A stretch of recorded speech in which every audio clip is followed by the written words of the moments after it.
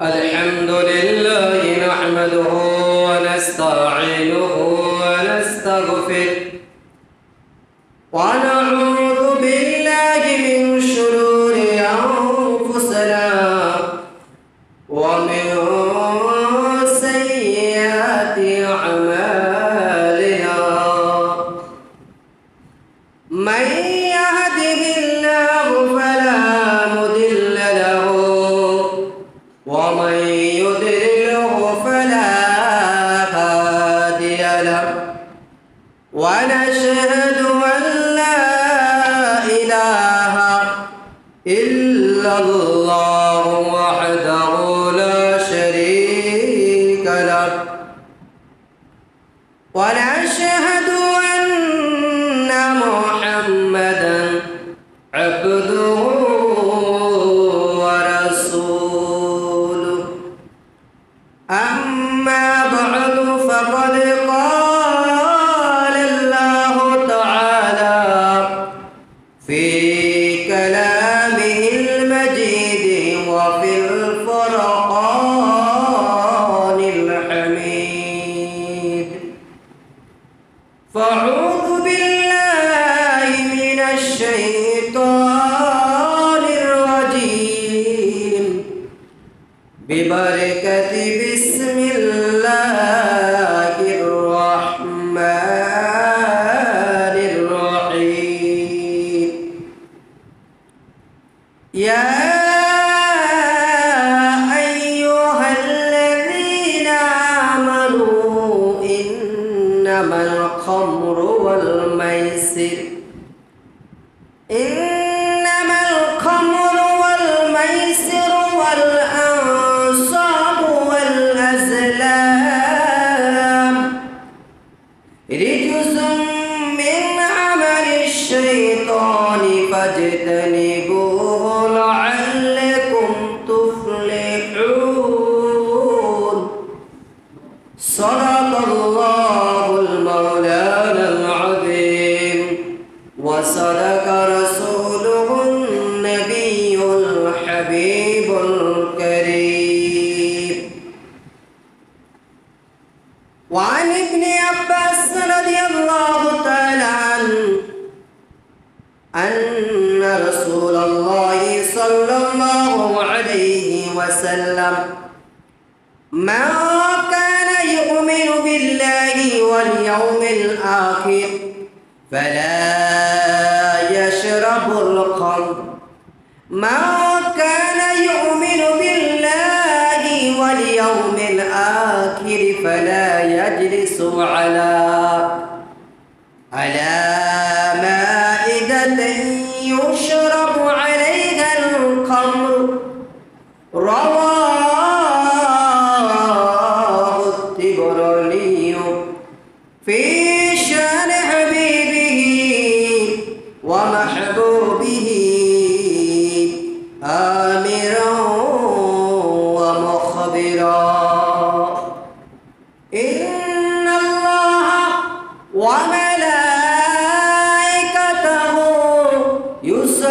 يصلون على النبي يا أيها الذين آمنوا صلوا عليه وسلموا تسليما اللهم صل على سيدنا مولانا محمد وعلى آل سيدنا مولانا محمد প্রিয় মুসলিম ভাই বাবারা দরুদ শরীফ পড়লে কি সওয়াব হয় না গুনাহ হয়?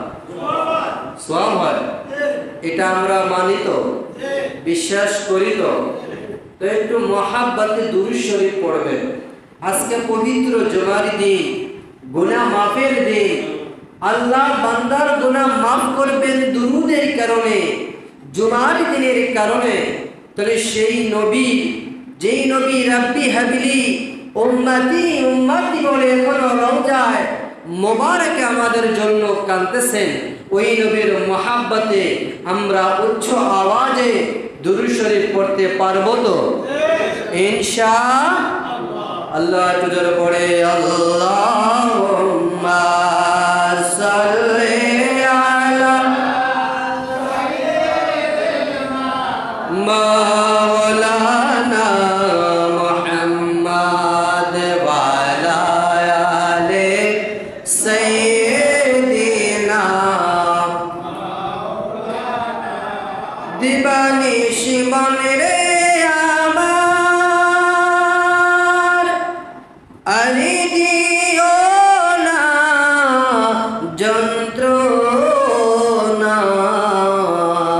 দিবানিশি মনে আমার আনি দিও না যন্ত্রণা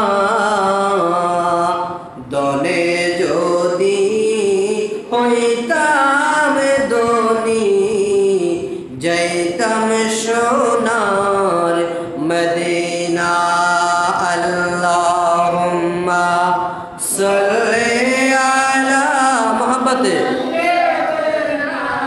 মাওলানা মুহাম্মদ ওয়া আলা আলি সাইয়্যিদিনা মাওলানা মোহাব্বত পড়ে দুরূদ ও মুমিন ভাই সকল মিলিয়া মদের দরুদ শুনেন নবীজি রওজা পাকে শুইয়া আল্লাহুম্মা সাল্লি আলা মাওলানা মুহাম্মদ ওয়া আলা আলি সাইয়্যিদিনা মাওলানা সালাতুন ইয়া রাসূলুল্লাহ আলাইকুম সালামুন ইয়া হাবিবাল্লাহ আলাইকুম সালাতুন ইয়া রাসূলুল্লাহ আলাইকুম সালামুন ইয়া হাবিবাল্লাহ মারহাবা ইয়া মারহাবা ইয়া মারহাবা রাহমাতাল লিল আলামিন মারহাবা সালাতুন ইয়া রাসূলুল্লাহ আলাইকুম সালামুন ইয়া হাবিবাল্লাহ আলাইকুম সালাতুন ইয়া রাসূলুল্লাহ আলাইকুম সালামুন ইয়া হাবিবাল্লাহ। মুআজ্জিজ মুহতারাম, সম্মানিত মুসল্লিয়ানে কেরাম, আমার বৃদ্ধ বাবারা, যুবক ভাইয়েরা, পদ্মার অন্তরস্থলে আমার প্রাণপ্রিয় মা ও বোনেরা, সকলের প্রতি আমার আন্তরিক সালাম। আসসালামু আলাইকুম ওয়া রাহমাতুল্লাহি ওয়া বারাকাতুহু। মহান আল্লাহ তাআলা জাল্লা শানুহুর দরবারে লাখো কোটি শুকরিয়া আদায় করি যে রব্বুল আলামিন আমাদেরকে আজকে পবিত্র জুমার দিনে জুমার নামাজ পড়ার জন্য মসজিদে আসা এবং বসার তৌফিক দান করেছেন। সকলে উচ্চ আওয়াজে মহাব্বতে কালিমাতুশ শুকর আদায় করি আলহামদুলিল্লাহ। তারপরে লাখো কোটি দুরূদ ও সালাম দু জাহানের বাদশা নবী, উম্মতের কান্ডারি নবী, ইমামুল আম্বিয়া, ইমামুল মুরসালিন, নবী রাহমাতাল লিল আলামিনের দরবারে আল্লাহ পাক রব্বুল আলামিন আজকে আমাদের দুরুদ ও সালামগুলি কবুল করে সকলে বলি আমিন। যেই সমস্ত ভাইরা এখনো আসতে পারে নাই, বাড়িতে বসে আছেন, অযথা সময় নষ্ট করতেছেন, আল্লাহ পাক রব্বুল আলামিন আজকে পবিত্র জুমার দিন, ফজিলতের দিনে মসজিদে সকলকে তাড়াতাড়ি আসার তৌফিক দান করে সকলে বলি আমিন। সম্মানিত মুসল্লিয়ানে কেরাম, আজকের জুমার আলোচ্য বিষয় হলো মদ এবং নেশার কুফল সম্পর্কে। আপনাদের সমাজে মদ এবং নেশা আসেনি? একটু আওয়াজ দিয়ে বলার আছে? মদ এবং নেশা এই দুইটা জিনিস, মদ এবং নেশা এবং জুয়া, এই জিনিসগুলো হচ্ছে আমাদের দেশে যেমন করোনা ভাইরাস আসার কারণে মানুষগুলো করোনা ভাইরাসের আক্রান্ত হয়ে মানুষ মারা গেছে কিনা? শুধু বাংলাদেশ নয়, সারা পৃথিবীর প্রতিটি দেশের মধ্যে করোনা ভাইরাসের এই ভাইরাসের আক্রমণ ছড়িয়ে পড়েছে। তেমনি করে আমাদের সমাজের মধ্যে যদি কোনো নেশাখোর থাকে, আমাদের সমাজের মধ্যে যদি মাদক পর্যন্ত থাকে, আমাদের সমাজের মধ্যে যদি কোনো জুয়ারি থাকে, ওই করোনা ভাইরাস যেইভাবে মারাত্মকভাবে ধ্বংসলীলা চালিয়েছে সারা পৃথিবীর জমিনে, তেমন করে ওই রকম একজন নেশাখোর একটা সমাজকে, একটা পরিবারকে, একটা বাড়িকে, একটা গ্রামকে ধ্বংস করার জন্য একাই যথেষ্ট। এই জন্য আমরা সকলে বলি নাউজুবিল্লাহ। কারণ যেই পরিবারে কোনো সন্তান নেশাখোর হয়, ওই পরিবারে আর শান্তি থাকে না। শান্তি থাকে কারণ সন্তান মা বাবার কথা শোনে না। সন্তান টাকার জন্য মায়ের গায়ে হাত তোলে, বাবার গায়ে হাত তোলে, নেশার টাকার জন্য চুরি করে, নেশার টাকার জন্য ডাকাতি করে, নেশা খেয়ে মাতাল হয়ে মা বাবার সাথে, সমাজের মানুষের সাথে, ময় মুরব্বীদের সাথে, বয়োজ্যেষ্ঠদের সাথে খারাপ আচরণ করে কিনা? তাহলে মাদক যেখানে আছে, মাদক যেখানে আছে, নেশা যেখানে আছে, জুয়া যেখানে আছে, সেখানে ধ্বংস হবেই। সেটা আল্লাহর পক্ষ থেকে লানত হয়, সেইখানে আল্লাহর রহমত থাকে না। এই জন্য আমাদের সন্তানগুলাকে, আমাদের নাতিপুতিদেরকে আমাদেরকে দেখতে হবে তারা যেন কোনোভাবে নেশার সাথে, জুয়ার সাথে, মদের সাথে লিপ্ত না হতে পারে। আমাদের সেই ব্যাপারে আমাদেরকে খোঁজ খবর নিতে হবে, ঠিক কিনা? আল্লাহ পাক রব্বুল আলামিন আমাদের সমাজকে মাদকামুক্ত, আমাদের সমাজকে তারপরে জুয়া মুক্ত একটা সমাজ গড়ার তৌফিক দান করে সকলে বলি আমিন। মাদক সম্পর্কে আল্লাহ রাব্বুল আলামিন কোরআনে কি বললেন? আল্লাহ বলেন, ইয়া আইয়ুহাল্লাযীনা আমানু ইন্নামাল খামরু ওয়াল মাইসিরু ওয়াল আনসাবু ওয়াল আজলাম। আল্লাহ রাব্বুল আলামিন কোরআনের মধ্যে ইরশাদ করলেন, হে মুমিনগণ, মদ এবং জুয়া মুক্তি এবং ভাগ্য নির্ধারণ করতীর, এইগুলা হচ্ছে সবগুলো শয়তানের কাজ। কার কাজ? একটু আওয়াজ দিয়ে বলুন, কার কাজ? শয়তান আমাদের বন্ধু না শত্রু? একটু আওয়াজ দিয়ে বলুন, বন্ধু না শত্রু? শত্রুর সাথে কেউ বন্ধুত্ব করেনি, শত্রুর সাথে কেউ বন্ধুত্ব করে না। শত্রুকে মানুষে ভালো চোখে দেখে না, ঘৃণার চোখে দেখে।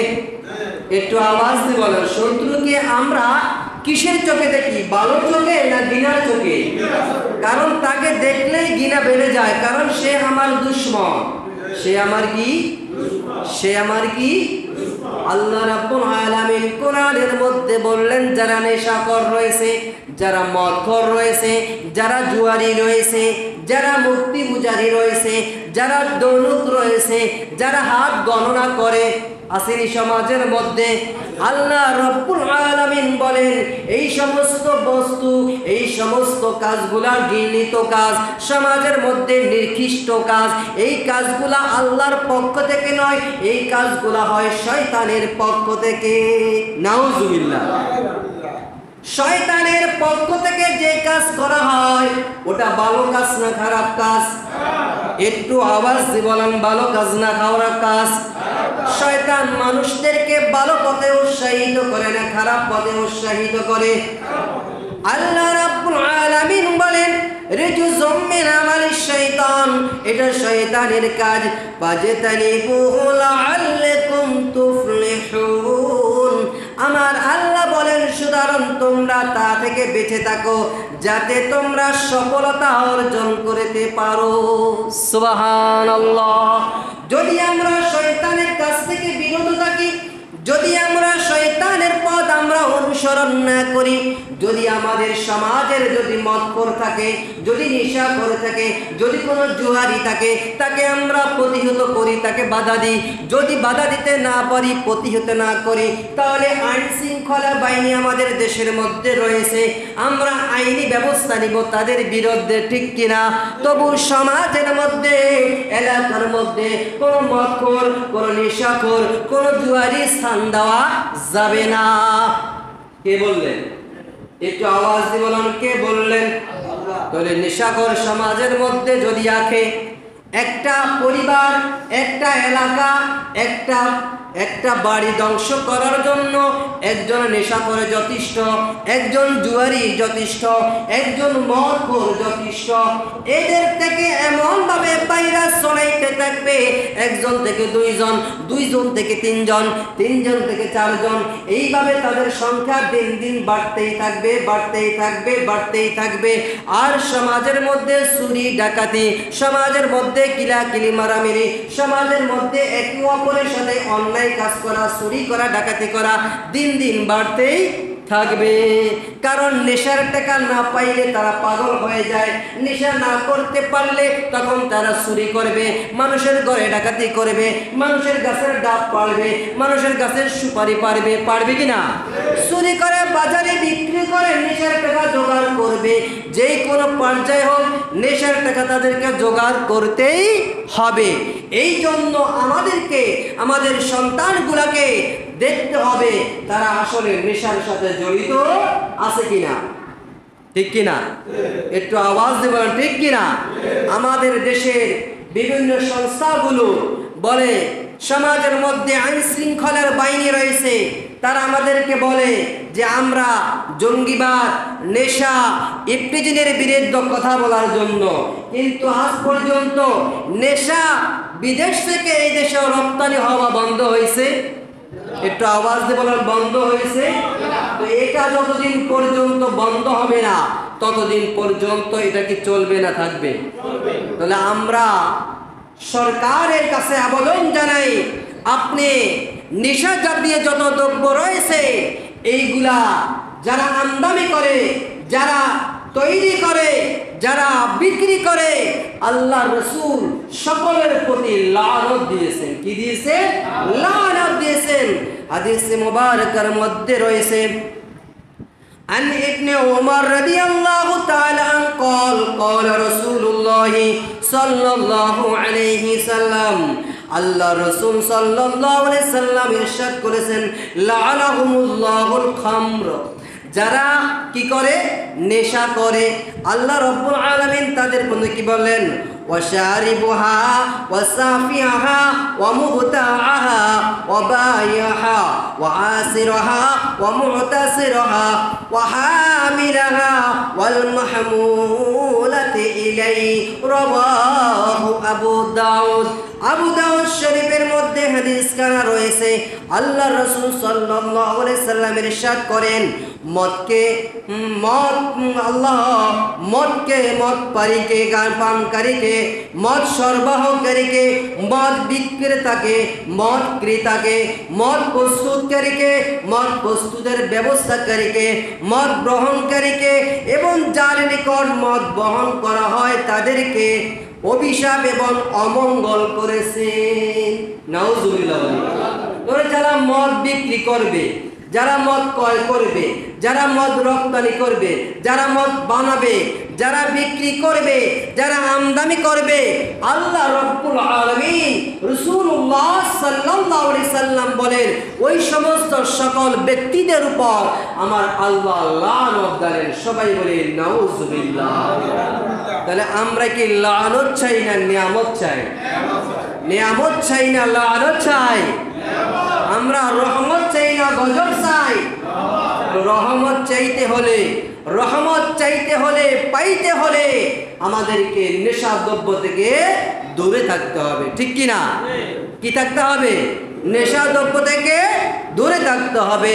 অন্য হাদিসের মধ্যে রয়েছে ওয়ান আবি হুরায়রা রাদিয়াল্লাহু তাআলা قال قال رسول الله صلى الله عليه وسلم من زنى وشرب الخمر نزع الله منه الإيمان كما يخلع الإنسان القميص من رأسه। আল্লাহর রাসূল সাল্লাল্লাহু আলাইহি সাল্লাম ইরশাদ করেন, হাদিস কানা আবু হুরায়রা রাদিয়াল্লাহু তাআলা বর্ণিত, তিনি বলেন রাসূল সাল্লাল্লাহু আলাইহি সাল্লাম ইরশাদ করেছেন, যে ব্যক্তি ব্যভিচার করে এবং মদ পান করে আল্লাহ তাদের থেকে এমনভাবে ঈমান উঠাইয়া নিয়ে যায়, এমনভাবে তাদের থেকে ঈমান নিয়ে যায় যেমনভাবে একজন মানুষ তার মাথা থেকে জামা খুলে ফেলে, মাথা থেকে জামা খুলে ফেলে। আল্লাহর রাসূল বলেন আল্লাহ ওই বান্দার থেকে যে ব্যভিচারী কাজে লিপ্ত থাকে, মদ পান করে, নেশা করে, জুয়ার এই পথে খাতা গায়ে, আল্লাহ পাক রব্বুল আলামিন ওই বান্দার থেকে এমনভাবে ঈমানটা নিয়ে যাবেন যেমনভাবে একজন মানুষ তার শরীর থেকে জামা খুলে ফেলে। শরীর থেকে জামা খুলে পড়লে আমাদের শরীরটা দেখা যায় নাকি ঢাকনা থাকে? একটু আওয়াজ দিয়ে বলেন, কি দেখা যায়? দেখা যায়, সম্পূর্ণ দেখা যায়। আল্লাহর রাসূল বলেন ওর থেকে ঈমানটা এমনভাবে নিয়ে যাবে যার ভিতরে আর ঈমান থাকবে না, সেই বেঈমান হয়ে যাবে, সেই কাফের হয়ে যাবে। কি হয়ে যাবে? কাফের হয়ে যাবে। অন্য হাদিসের মধ্যে আল্লাহর রাসূল সাল্লাল্লাহু আলাইহি ওয়াসাল্লাম তিনি বললেন ওয়ান ইবনে আব্বাস ওয়ান ইবনে আব্বাস রাসূলুল্লাহ সাল্লাল্লাহু আলাইহি সাল্লাম মান কানা ইউমিনু বিল্লাহি ওয়াল ইয়াউমিল আখির ফালা ইয়াশরাবুল খামর। আল্লাহর রাসূল সাল্লাল্লাহু আলাইহি সাল্লাম ইরশাদ করেন, যে ব্যক্তি আল্লাহ ও পরকালের প্রতি বিশ্বাস রাখে, যে ব্যক্তি কি আল্লাহ ও পরকালের প্রতি বিশ্বাস রাখে। আমরা কি আল্লাহকে বিশ্বাস করিনি? সবাই বিশ্বাস করি। পরকালের প্রতি বিশ্বাস আছে আমাদের। আল্লাহ রাসূল সাল্লাল্লাহু আলাইহি ওয়াসাল্লাম তিনি বলেন, যে ব্যক্তি আল্লাহ ও পরকালের প্রতি বিশ্বাস করে সে ব্যক্তি মদ পান করতে পারে না, সে ব্যক্তি মদ পান করতে পারে না। আল্লাহ রাসূল সাল্লাল্লাহু আলাইহি সাল্লাম তিনি বলেন, পাশায়াবু ওয়া মান কানা ইউমিনু বিল্লাহি ওয়াল ইয়াউমিল আখির ফালাইসা ইয়াজলিসু আলা মাইদাতিন ইয়াশরাবু আলাইহাল খামর। আল্লাহ রাসূল বলেন, যে ব্যক্তি আল্লাহ ও পরকালের প্রতি বিশ্বাস রাখে সে ওই খাবার, ওই টেবিলে বসতে পারে না যেই টেবিলের মধ্যে মদ রাখা হয়, যেই টেবিলের মধ্যে নেশা রাখা হয়। যারা আল্লাহকে বিশ্বাস করে, পরকালকে বিশ্বাস করে, তারা ওই টেবিলে বসতে পারে না। তবে যারা ওই টেবিলে বসে তারা কি আর ঈমানদার আসেনি? একটু আওয়াজ দিয়ে বলেন, ঈমানদার আছে? ঈমান তাদের ভিতরে আর নাই, ঈমান তাদের ভিতরে নাই। তাহলে ঈমান যার ভিতরে নাই, ঈমান যার ভিতরে থাকবে না, সেই ব্যক্তি নামাজ পড়লে, রোজা রাখলে, হজ করলে, যাকাত দিলে, নফল ইবাদত করলে কোনো ইবাদত আল্লাহর দরবারে কবুল হবে না। কি হবে না? কবুল হবে না। তাহলে আমাদের সন্তানগুলাকে এই সমস্ত নেশা দ্রব্য থেকে, মাদকা থেকে, জুয়া থেকে আমাদের সন্তানগুলাকে হেফাজত করতে হবে, আমাদের সন্তানগুলাকে সাবধান করতে হবে, সন্তানকে খোঁজ খবর নিতে হবে। সন্তান কার সাথে মিশে, কোথায় যায়, রাতের অন্ধকারে কি করে, আমার সন্তানগুলোর খোঁজ খবর নেওয়া, এটা বাবা মার উপর দায়িত্ব কর্তব্য, বাবা মার উপর দায়িত্ব কর্তব্য। কারণ আপনার সন্তান যদি নেশাখোর হয়ে যায়, আপনার পরিবার ধ্বংস, ওই বাড়িটা ধ্বংস, ওই এলাকা ধ্বংস।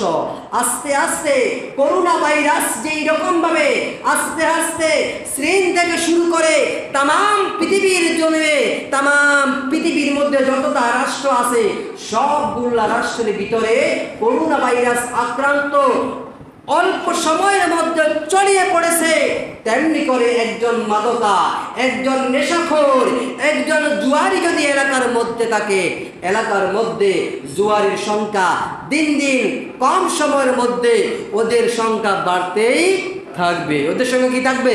বাড়তেই থাকবে।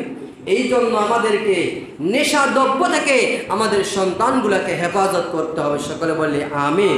সবাই একটু দরুদ শরীফ পড়ে আল্লাহুম্মা সাল্লি আলা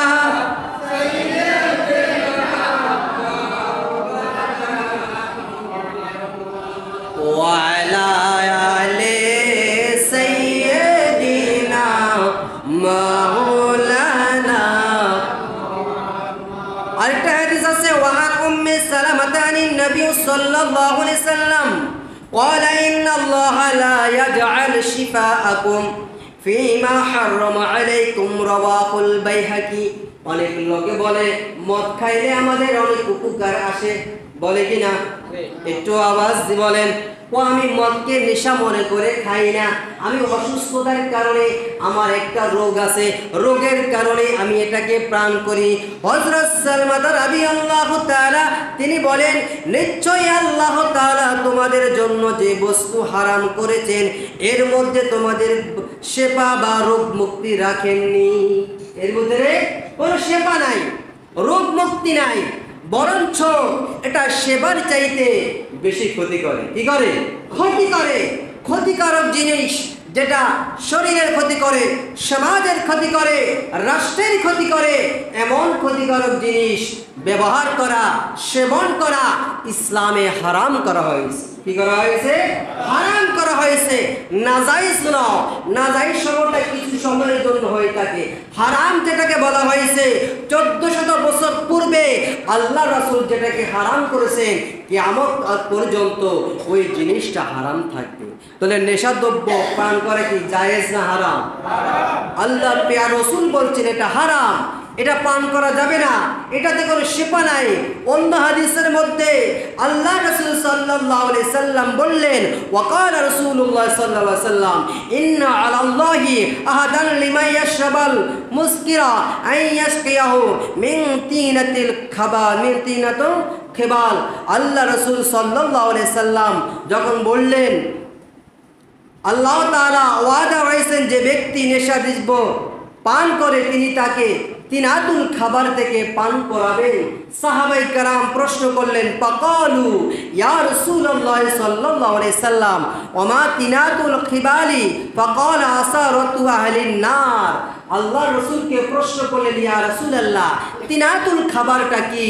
আল্লাহ রাসূল বলছেন তিনাতুল খাবার হচ্ছে জাহান্নামীদেরকে যখন জাহান্নামে আগুনে পুড়ে ছাই করা হবে, তাদের মোজর, তাদের শরীর থেকে ঘাম, ওগুলা দুর্গন্ধযুক্ত বাইর হবে।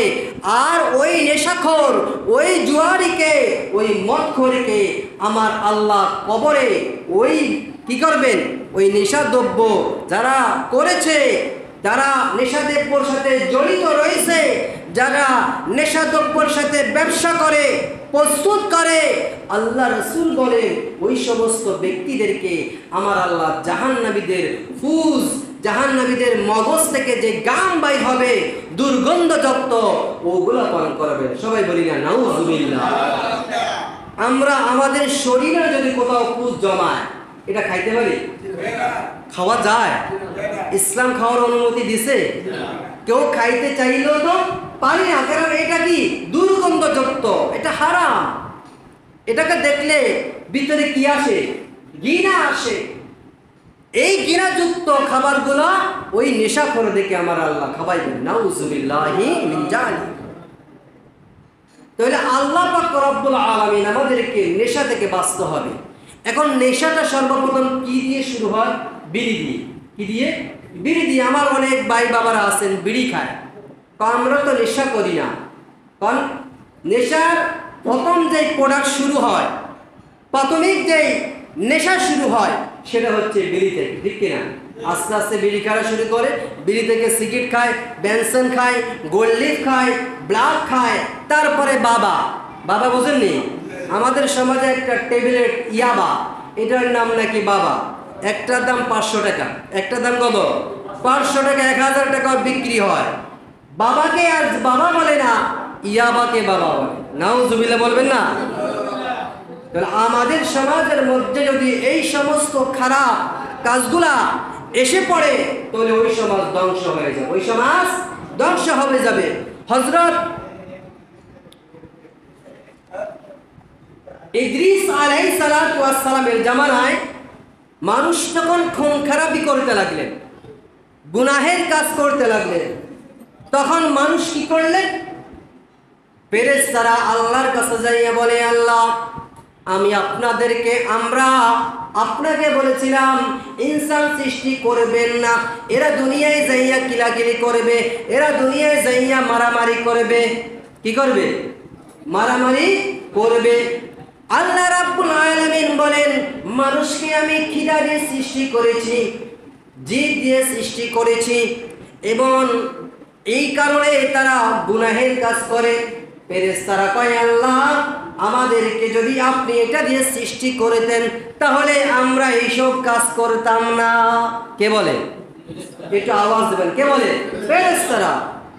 আল্লাহ রাব্বুল আলামিন বলেন, ও ফেরেশতারা, আমি আল্লাহ তোমাদেরকে পরীক্ষা করব। তোমাদের ফেরেশতার মধ্যে সবচাইতে বুজুর্গ 2 জন ফেরেশতাকে তোমরা নির্ধারণ করো। কয়জন? 2 জন ফেরেশতা নির্ধারণ করেছে। একজনের নাম হচ্ছে, এই 2 জন ফেরেশতাকে আমার ফেরেশতারা নির্ধারণ করছে। তারা 2 জন বুজুর্গ ছিল। কি ছিল? বুজুর্গ ছিল। নামটা মনে পড়তেছে না, সব চাইতে বুজুর্গ। আল্লাহ বললেন, ঠিক আছে, আমি তাদেরকে দুনিয়ায় পাঠাবো। দুনিয়ায় বাবেল শহর, যেইখানে হযরত ইয়াকুব আলাইহিস সালাতু ওয়াস সালামের জন্মগ্রহণ করেছে, ওই বাবেল নগরে ওই 2 জন ফেরেশতাকে পাঠাইছে। কয়জন ফেরেশতা? মানুষের সুরতে পাঠানোর পর 2 জন ফেরেশতা দিনের বেলায় বিচার বিশ্লেষণ করে, মানুষের অন্যায় করলে ওটা সমাধান করে দেয়, আর রাতের বেলায় ইসমে আজম করে, ইসমে আজমের ফজিলতে আসমানে উঠে যায়। এইভাবে মানুষগুলা তাদের কাছে আসতে লাগলো। ন্যায় বিচারে যেইখানে আসে মানুষ সেইখানে চলে যায়, ঠিক কিনা? ন্যায় বিচার যেইখানে পায় সেইখানে মানুষ ছুটে যায়। ওই 2 জন ফেরেশতার কাছে একদিন একজন সুন্দরী মহিলা আসলো। কি আসলো? সুন্দরী মহিলা আসলো। সুন্দরী মহিলা আসার পর ওই 2 জন ফেরেশতার মহিলাকে ভালো লাগছে। কি লাগছে? আমার কথা মনে বুঝেন নাই আপনারা? সুন্দরী মহিলাকে ভালো লাগার পর তাকে প্রস্তাব দিল, তোমার সাথে খারাপ কাজ করতে চাই, শারীরিক সম্পর্ক করতে চাই।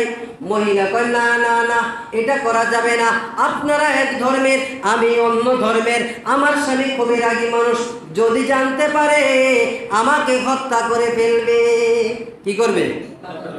বুঝছেন তো? ওই 2 জন ফেরেশতা এবার ওই মহিলার প্রেমে আরো হাবুডুবু খাইতে লাগলো।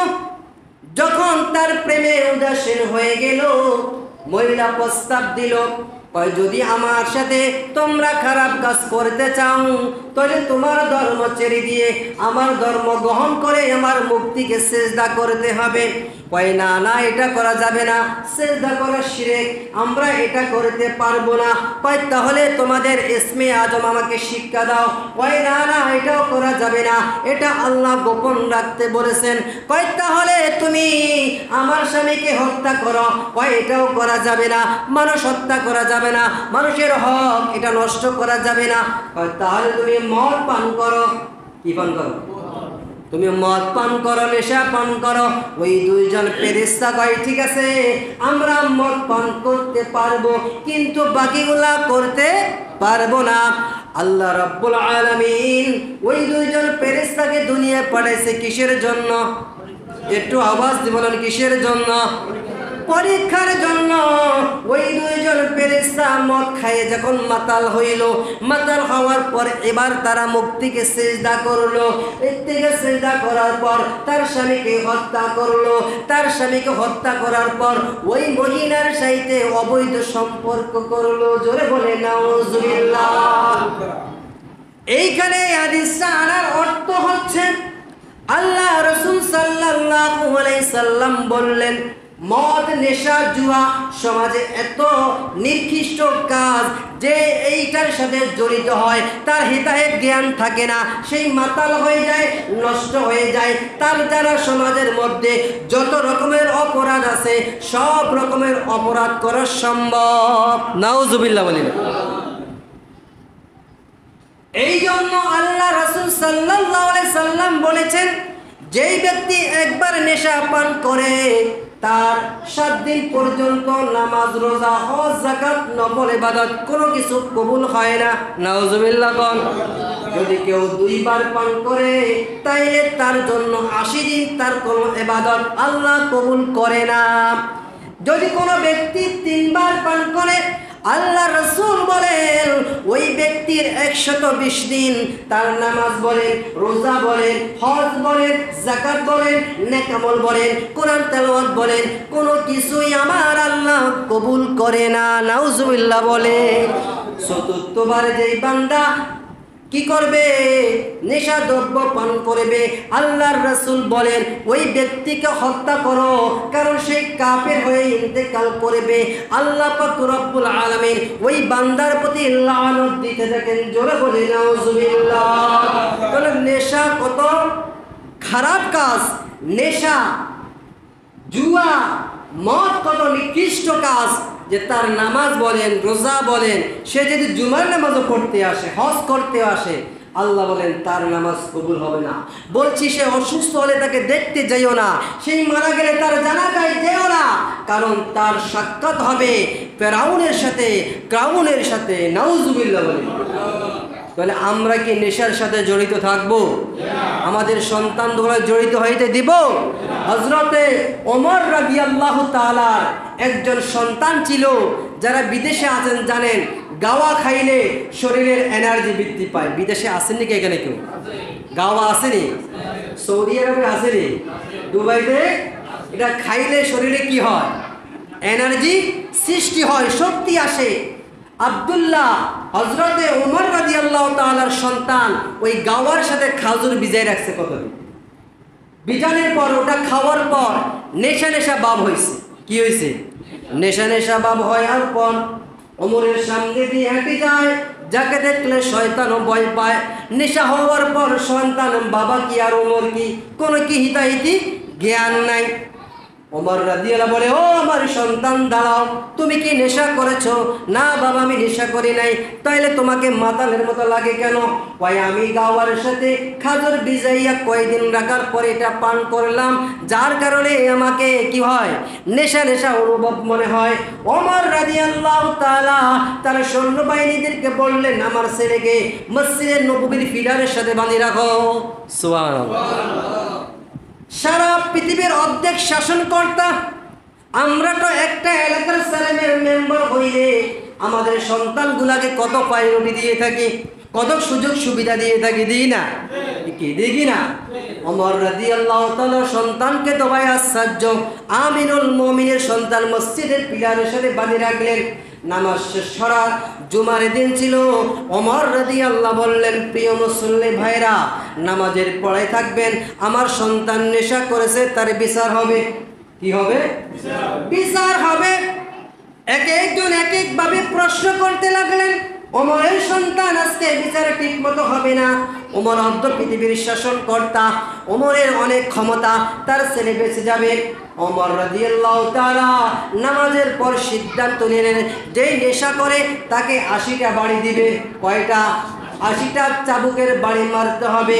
জল্লাদদের মধ্যে সবচাইতে শক্তিশালী যে জল্লাদ ছিল তাকে খবর দিলেন, আনার পরে বললেন, আমার ছেলের প্রতিটা ঘায়ের মধ্যে এমন জোরে আঘাত করবা, আঘাতের সাথে সাথে শরীরের জামা ছিঁড়ে শরীরের চামড়া পেটে যেন রক্ত বাইর হয়, পৃথিবীর কোনো মানুষ যেন বলতে না পারে ওমরের সন্তান বলে তুমি তার প্রতি দয়া করেছো। সুবহানাল্লাহ। বিচার কাকে বলে? ওমর রাদিয়াল্লাহু তাআলার সামনে ওই জল্লাদ এক একটা বাড়ি মারার সাথে সাথে চাবুকের বাড়িতে জামা পেটে শরীর পেটে ওই শরীর থেকে রক্ত বাইর হয়, মসজিদের দেওয়ালে যাই পড়তো। ওমর রাদিয়াল্লাহু বললা, ও জল্লাদ, তুমি ওমরের সন্তান বলে আমার সন্তানের সাথে তুমি কি করতেছো? দয়া দেখাইতেছো। তোমার এই বাড়ি হবে না, আমার কাছে চাবুক দাও। সুবহানাল্লাহ। একটা বাড়ির সাথে শরীরের থেকে জামা ছিঁড়ে চামড়া পেটে রক্ত বাইর হয়ে ধরে যায়, শিক্ষা পড়তেছে, মসজিদের দেওয়ালে পড়তেছে। ওমর বলতেছে তুমি আমার সন্তান বলে তার প্রতি দয়া দেখাচ্ছ, তোমাকে দিয়ে হবে না, আমার কাছে দাও। সুবহানাল্লাহ। আজ আমাদের সন্তানগুলা মদ পান করলে পুলিশে ধরে নিয়ে গেলে আমরা কত রকম করি কিনা? একটু বাজে করি কিনা? ওমর রাদিয়াল্লাহু তাআলা বাড়ি দিতে লাগলেন। শরীরের মধ্যে যত শক্তি আছে ওমরকে বলা হয় বীর পুরুষ। শয়তান যাকে ভয় পাইতো, এক একটা বাড়ির সাথে শরীরের মাংস পেটে সারখার হয়ে যেত। ওমরের স্ত্রী আসে বলে, আমিরুল মুমিনিন, আমি আমার সন্তানের প্রতিটা চাবুকের বিনিময়ে এক একটা আল্লাহর রাস্তায় সদকা করে দেব, আমার সন্তানকে ছেড়ে দেন, আমার সন্তানকে মাফ করে দেন। ওমর বলবে, না না না, আমি যদি আজকে তোমার এই ওটের সদকার বিনিময়ে আমার সন্তানকে মাফ করে দিই, কিয়ামত পর্যন্ত মানুষগুলো আমাকে তিরস্কার দেবে। ওমর ক্ষমতাবান ছিল, ওমর দেশের ছিল, অর্ধ পৃথিবীর শাসনকর্তা থাকাকালে তার সন্তান নেশা করেছে। নেশার কারণে ওমরের স্ত্রী এক একটা ওটের বিনিময়, এক একটা চাবুর বিনিময় এক একটা ওট সদকা করেছে, যার বিনিময় তার সন্তান মাপ পেয়েছে। না না না, এটা করা যাবে না। আমি যদি আমার সন্তানকে চাবুক মারার পর সেই মারাও যায়, তবু তোমার কথা শুনবো না। সুবহানাল্লাহ। এমন সিদ্ধান্ত নেওয়ার পর ওমর রাদিয়াল্লাহু তাআলার সন্তানকে যখন 60টা চাবুকের বাড়ি মেরেছে রে বাবা, ওই 60টা চাবুকের বাড়ির আঘাতে ওমরের সন্তান ইন্তেকাল করেছে। সবাই বলে ইন্না লিল্লাহি ওয়া ইন্না ইলাইহি রাজিউন। ওমর রাদিয়াল্লাহু তাআলা সন্তান মারা যাওয়ার পর দাফন কাফন করলেন। দাফন কাফন পর কবর সম্পূর্ণ করার পর ওমর এবার জল্লাদকে বললেন, ও জল্লাদ, এইদিকে আসো, আমার চাবুকটা নিয়ে আসো। কয় চাবুক দিয়ে কি করবেন? সন্তান মারা গেছে, তাকে কবর করলেন, দাফন কাফন করলেন। কয় এখনো তার 20টা চাবুক বাকি রয়েছে। কয়টা? কয়টা? কখন? মারা যাওয়ার পর, দাফন কাফনের পর, কবর দেওয়ার পর। এখন আর কিভাবে মারবে ওমরের সন্তানকে? ওমর বলাকায় মারার সিস্টেম আছে। ওই সিস্টেমটা কি? ওই চাবুক আমার হাতে দাও, চাবুক আমার হাতে দাও। ওমরের হাতে যখন চাবুক দেওয়া হইল, ওরে আমার বন্ধুরে, আমার বাবাজিরা, আজ আমাদের সন্তানগুলোর প্রতি আমরা কত দয়া দেখাই। ওমর রাদিয়াল্লাহু তাআলা ওই চাবুকটা হাতে নিয়ে তার সন্তানের কবরের উপরে আরো 20টা বাড়ি দিলেন। সুবহানাল্লাহ। ওমরের বিচার, ওমরের শাসন। আজ আমাদের সন্তানগুলা কি করে? আমাদের সন্তানগুলা অন্যায় করলে, অপরাধ করলে, সন্তানগুলা নেশা করলে, মদ খাইলে পুলিশ যখন ধরে নিয়ে যায়, কেউ যদি ডাক দেয় তার বিরুদ্ধে আমরা কথা বলি কিনা? এই সন্তানগুলার দ্বারা কি হবে? কোনো লাভ হবে? এই সন্তান দ্বারা বাবার কোনো উপকার আসবে? এই সন্তানগুলার দ্বারা বরঞ্চ বাবা মা সমাজের মধ্যে লাঞ্ছিত হতে দেয়, ঠিক কিনা? অমুকের ছেলের মদ খায়, নেশা করে, জুয়া করে, জুয়ার জন্য এমন দেখা যায় খবর পত্রিকা পড়লে জুয়ার টাকার জন্য নিজের স্ত্রীকে বিক্রি করে দিয়েছে, ঠিক কিনা? কয়েকদিন আগে একটা খবর দেখলাম, মদের টাকার জন্য নিজের সন্তানকে 500 টাকার বিনিময়ে পতিতালয় বিক্রি করেছে। নাউজুবিল্লাহ বলি না। এরকম বাবা আমাদের সমাজে আসেনি, এরকম সন্তান আসেনি।